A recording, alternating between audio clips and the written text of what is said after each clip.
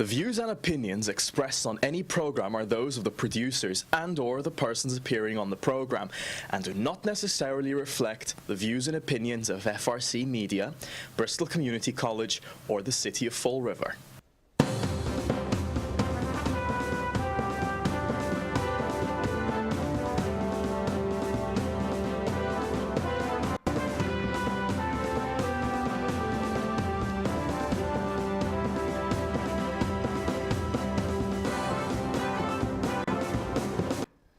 Well, good morning. Welcome to Spindle City Straight Talk. I'm Chip. And I'm CJ. And here we are again, another snowstorm. 3 inches, 1 to 3 that turned into 9 or 10. And we found a new place to store the snow, just in case you haven't realized. It's in people's driveways. Yeah, I know. I had to make a phone call last night to DCM Administrator Ken Pacheco in regards to having a city plow decide that my private property, my driveway, and this wasn't just on the street, this was actually in the driveway, was going to be the place for a location of ice and snow. I sent him an interesting email this morning, which, by the way, I carbon copied to you, Chip, and I carbon copied it to every city councilor and the mayor's special assistant, which specifically asked for some responsibility in this. And I also asked for like an advisory board, citizens, DCM personnel, vendors, to come in and give them a little oversight, just what the city wants, more oversight. But hey, at least it was a solution to a problem. And you have to always say, why bother if you're not going to get any help? And for the most part, it doesn't seem like Fall River's getting a lot of help when it comes to this. And I understand Mother Nature hasn't been nice to southeastern Massachusetts or New England in general. And we've had actually, I guess it's the second highest snowfall since 2005, being the highest snowfall amounts for the season so far. And Mother Nature says, I don't care where you put it. I'm just going to put it everywhere. Yeah. Well, we've had it's the second highest. I'm not sure if it's 2005 or Channel 12 said, I think it was 95, 96, but that's irrelevant.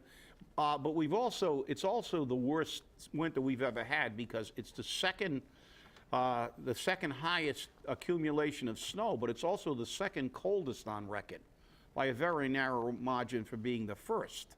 So not only did we get snow, we got a tremendous amount of cold to go with it. So the snow, we didn't have virtually any melting throughout the month of February. We would have an epic snowstorm, and then the next 3 or 4 days were 20 degrees or more below normal, and it turned everything to ice. This morning, I had an ice dam where they plowed my driveway in after I spent a few hours cleaning it, and 1 or 2 times at the base of my driveway cleaning it out again.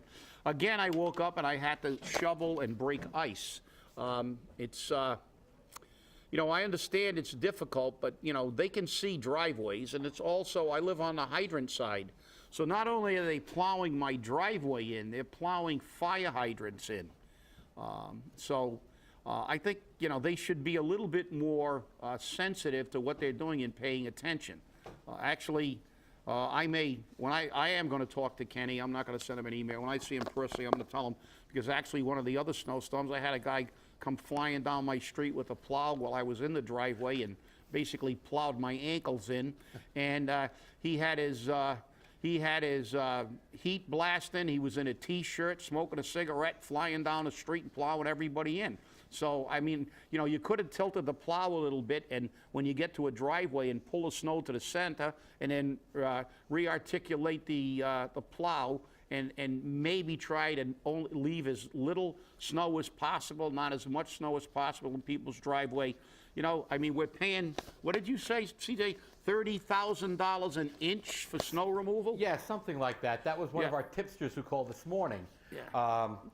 Which is nice that people are actually watching the show. I know that we get a lot of comments on YouTube, and we get comments on Facebook, and we do get tips that people call in on. So please look at the tip number at the end of the show. But he had some questions that he wanted to direct specifically at you, Chip, because he also watches you on the retirement board, because I guess they televised that meeting.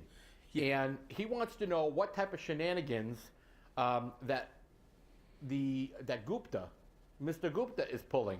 And he wanted to know who the woman is that's on the side shaking her head because he can't see her on camera, but basically saying, you know, don't answer this, you know, or whatever the reason. What's all that about? And why is there such a game with this?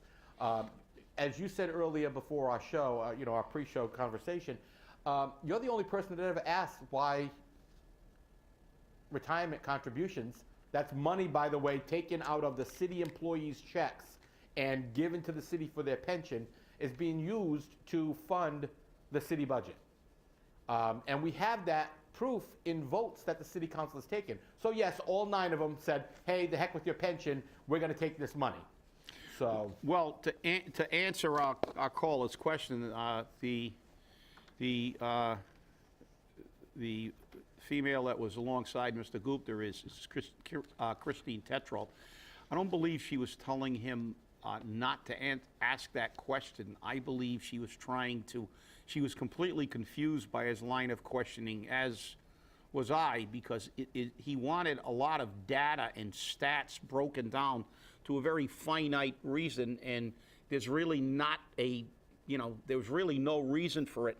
And obviously, that's only my 2nd meeting on the board. I was just elected, and if you know me, I'm going to ask a lot of questions. There's going to be a lot of digging with me on the board. We're not going to let anything go without questioning it, and we're going to bring everything out into the light of day. It's not going to be just done and without any comment. I am the representative and an elected representative for the retirees, and I'm not going to stand idly by and allow them to take money that's supposed to go to the retirement system and use it for salaries, and then say the retirement system is broke, and it's broke because they stole money without making it public and asking questions and making the people who take that money out to be held accountable. So, you know, this is a work in progress. Mr. Gupta, I believe, was attempting to get figures for the breakdown. Alan Silva, anybody who knows, he's a great numbers guy, but he breaks everything down into such a finite package that sometimes it's not relevant. As far as I'm concerned, as far as retirement concerned, retirement's by groups, a group 4 employee or police and fire, public safety, corrections officers. So it doesn't matter whether you're a police officer or a firefighter. The pension is the same, the retirement age, the computation of pension. So your liability is your liability. He wanted, you know, some breakdowns by departments, by individuals, et cetera. I don't know what they're trying to do with that, because sometimes when you get too many figures, they're trying to lose people in the shuffle of too many numbers. But I guarantee you, I appreciate the call, and it's nice to know that people are watching, you know, I take that job as I did every job I've had, president of the union, and I take my obligation to the retirees and to the city and to our public servants very, very seriously. They're not gonna do this without having some noise made. You didn't hear much noise from the retirement board for a very long time, but unfortunately they've got me on there now, so they're not going to get away with it without me making a comment on it and asking a heck of a lot of questions. So you're going to play Pontius Pilate on the retirement board? Well, I'm definitely not washing my hands of it, but look, CJ, let's segue. We have some huge news here. Huge news. Yeah, we got Amazon coming back. Amazon. They're coming to take us away. And I think it's interesting because the mayor sent out, actually went on WSAR first thing Thursday morning. And because I had not received confirmation prior to the mayor's announcement, I will not release the information. I had sent Jeff Bezos and Mike Grella an email asking for confirmation that they had entered into a new deal with Fall River. And then I went looking for the new TIF agreement, because there's a significant decline or decrease in the project. Number one, it's 500 jobs, not 1,000 anymore. And that's because, like we said when this first came up, Amazon is going to depend on automation. And they are automating this facility.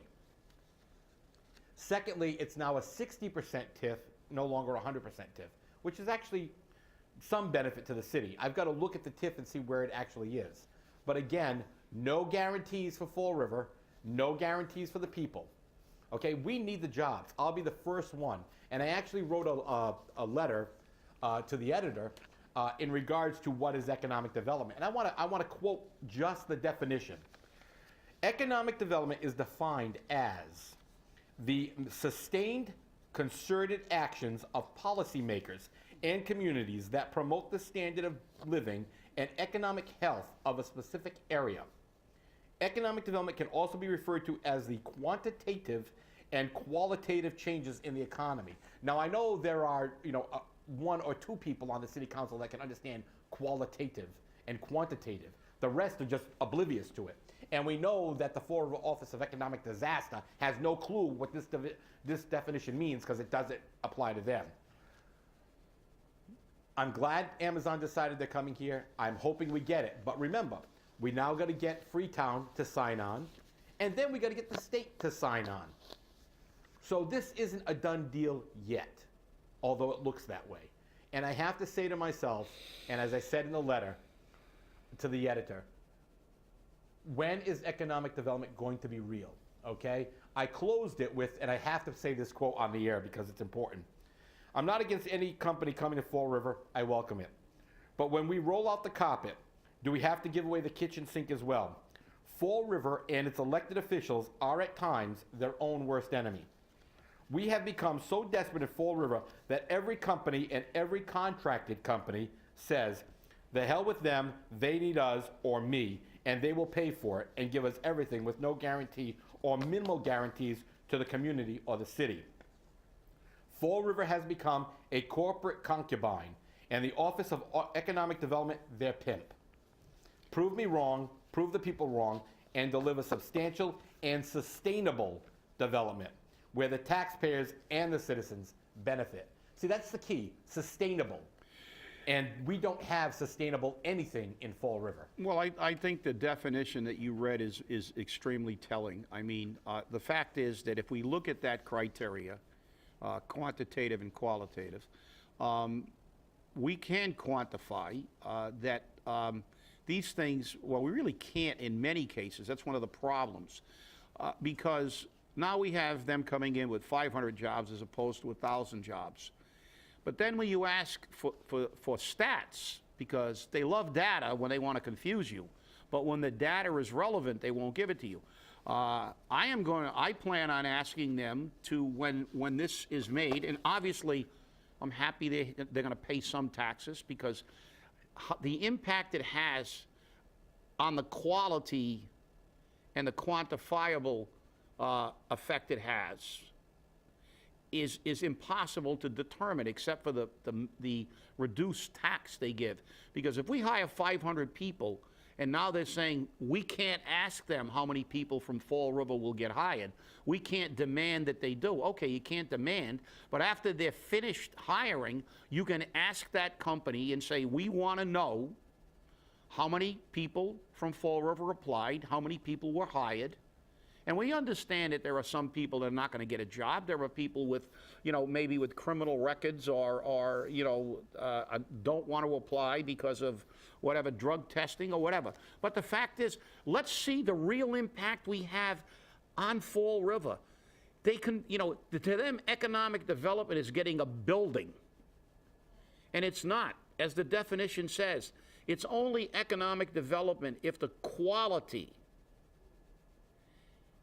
of life improves. And the reality is, based on some stats I'm researching right now, it appears as though the household income in Fall River has actually gone down since the last time I checked and went before the council. It is now below $34,000 per household, which is rather ironic considering that we've got, we're giving out jobs for 45 and 70,000 like it's nothing, when a family of four, as a household is defined, is now living on maybe less than 34,000, maybe 31,000 and change.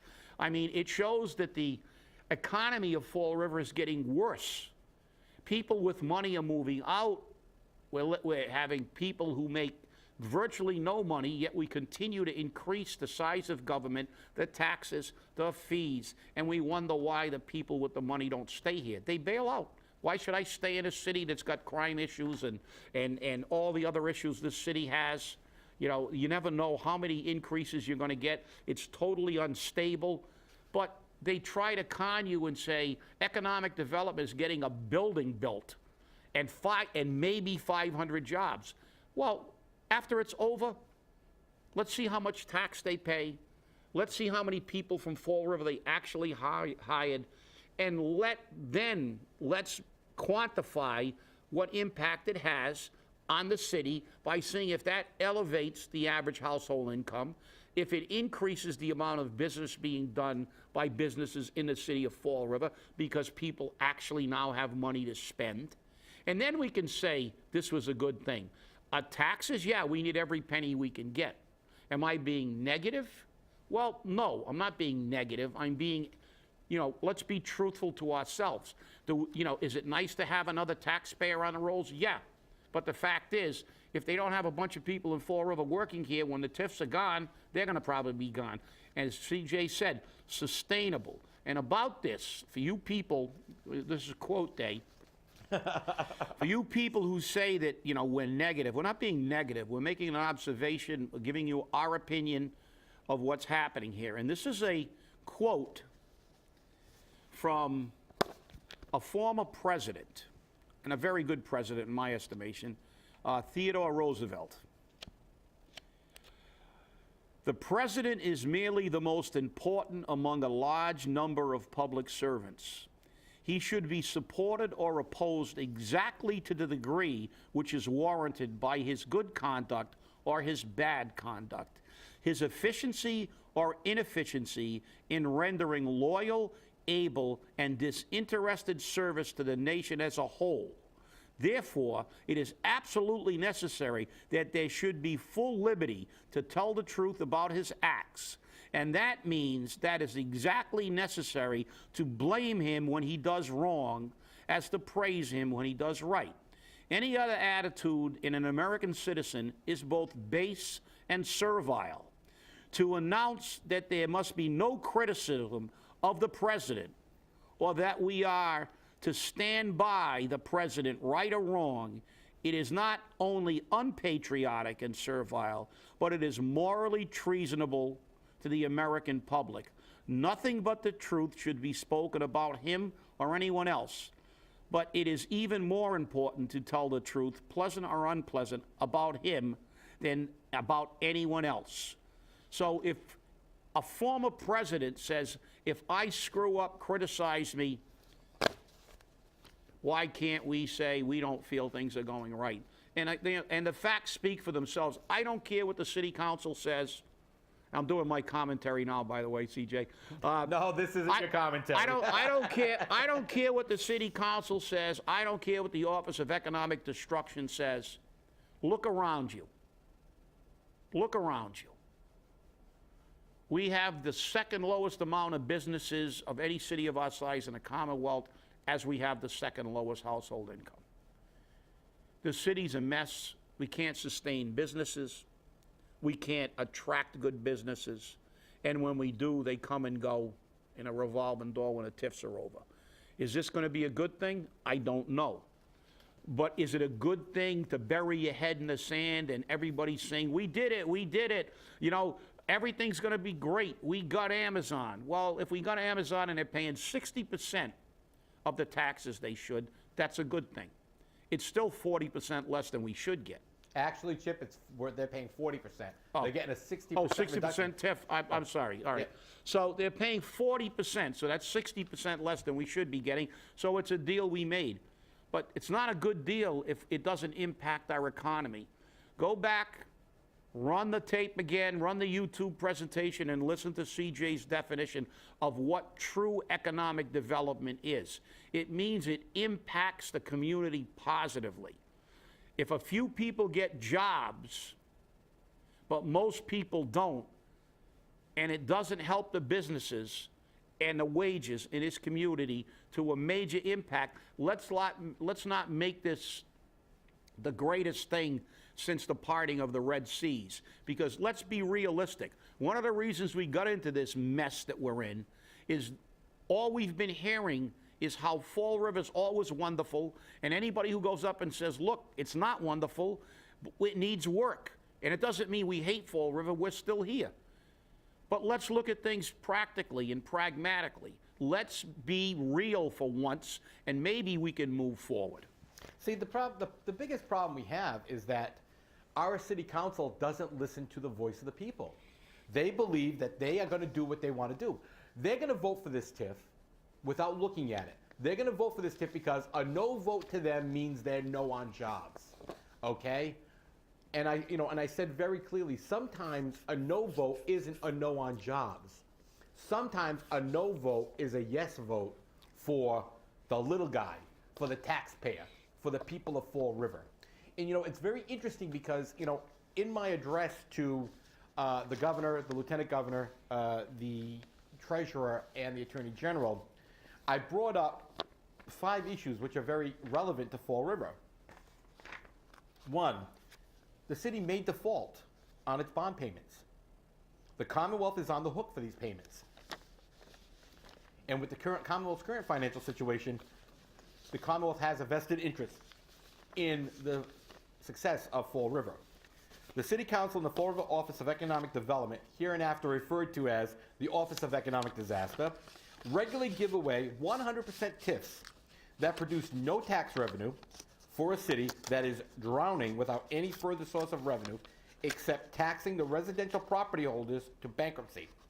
While this source of revenue, except taxing the residential property holders, has the opposite effect in that people are making a mass exodus of the taxpayers, the residential taxpayers, from Fall River.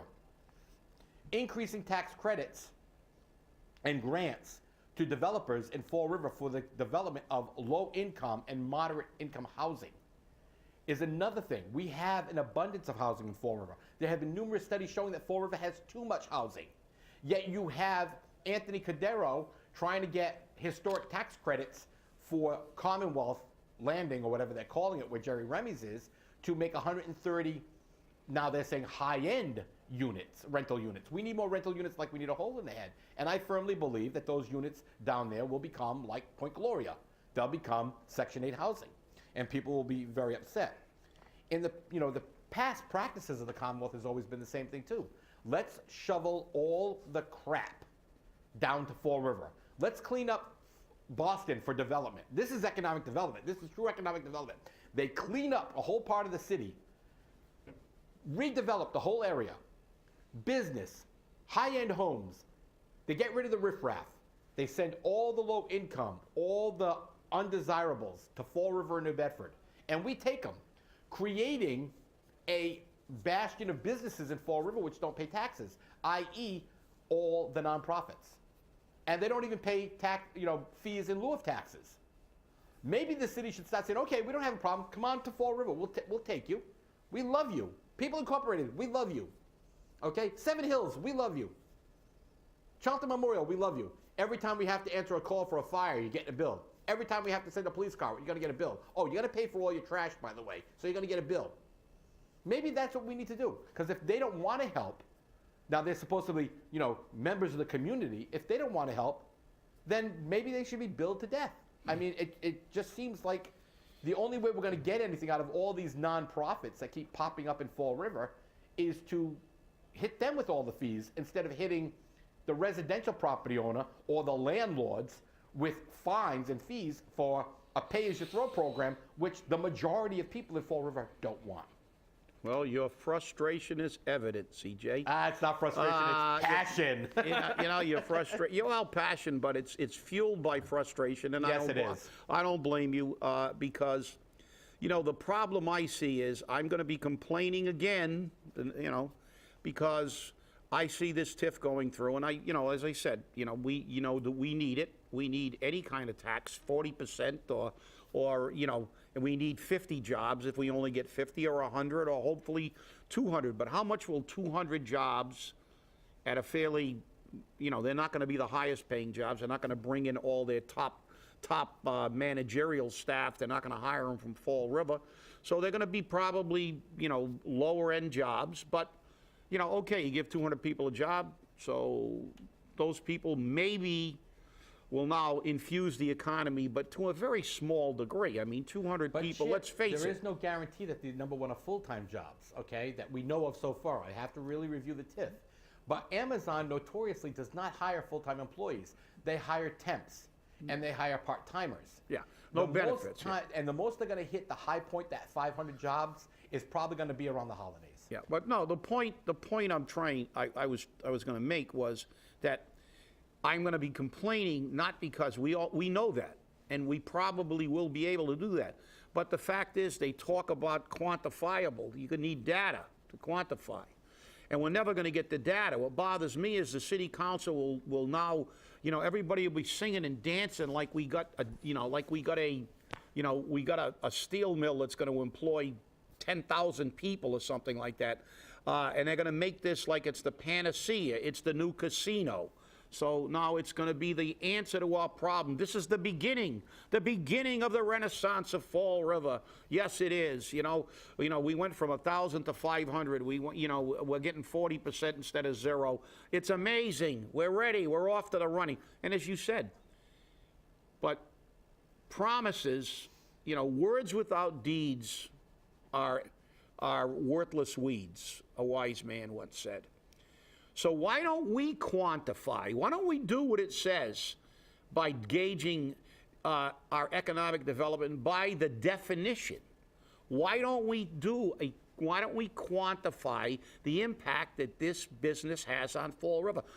And we have to do that by saying, how many jobs did we actually get? What's the average wage? Are they part-time? Are they full-time? Do they have benefits? So what is the real true impact on the citizens of Fall River who've gotten these jobs? And thereby quantifying that, you can see how much of an impact it's done as far as the qualitative aspect. How much has it increased the quality of life in Fall River? Has it impacted the city enough to attract a few more businesses? Have we seen a major shift in the average income, household income? Then we can say, okay, without trying to just sling BS that they're great at doing, I can prove it. Just like I can prove 2 and 2 are 4, we can quantify and prove by looking at the qualitative and the quantifiable aspects of economic development. But that's their old trick. They sing how great it's going to be, and then they bemoan it when they move out, or it has virtually no impact, and the city's the same 5 years later. Stop listening to this bullshit and demand answers. And if the city council doesn't have the courage to demand to know what type of jobs, what kind of pay, and how many people from Fall River are working at that place, kick their butts out of their seats. Because you know something? When a casino came here, all the anti-casino people wanted a breakdown of the wages, the benefits, how many people would be employed. Why can't we do that? Why can't we do that for this business and every business that we give a TIF to? And if we don't do it, we're not doing our job, and it's not true economic development. Well, Chip, you're asking for a lot. You're asking for accountability. You can't. That's just not right. Who do you think you are? Well, we're at the end of the show, and thanks for watching. Keep watching, and keep reading our commentaries on Facebook. They're out there. Have a great day and a good weekend. Get out your bathing suits for next week.